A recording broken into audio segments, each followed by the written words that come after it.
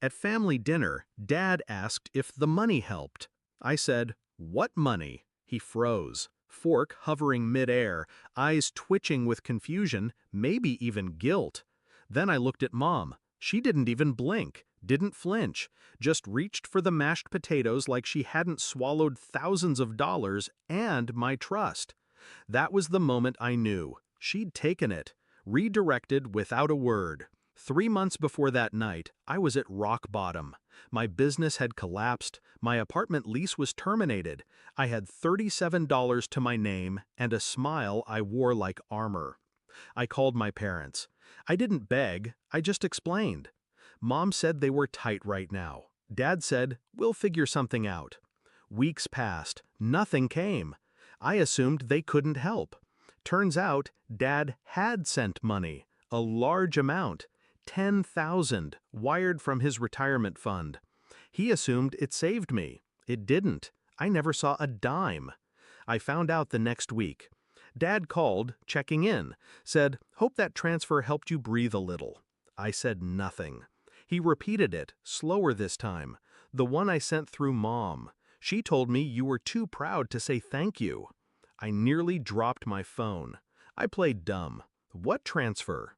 There was a long silence on his end. Then, "I'll call you back." He didn't.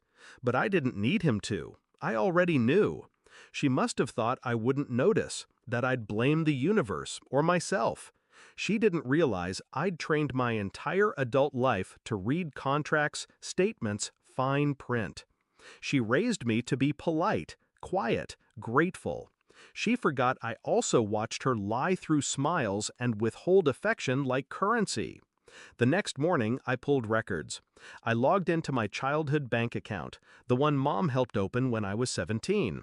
She was still a joint account holder. Then I noticed another account linked. My name, same address, different number. I never opened it. She did. A ghost account. Just real enough to pass through Dad's wire transfer without triggering questions. She siphoned the money there, moved it to hers, then closed the trail. Clean. Almost. I didn't explode. I evolved. The betrayal didn't break me. It clarified me. She thought she'd stolen money.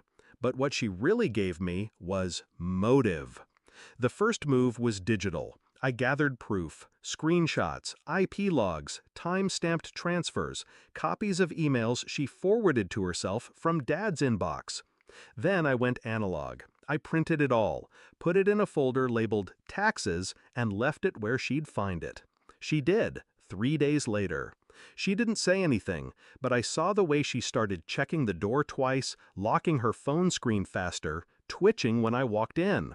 She knew I knew, but she didn't know what I'd do. I waited until her birthday party. All the family was there, cousins, neighbors, even her church friends. Cake, candles, toasts. Then Dad raised a glass. To the woman who holds us all together. I watched her smile like the lie didn't taste bitter anymore. Then I stood. "I want to give her something too," I said.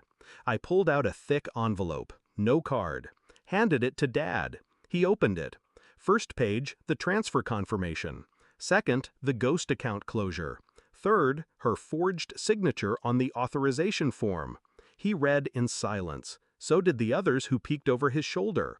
Her smile died slowly, like a flower starved of light.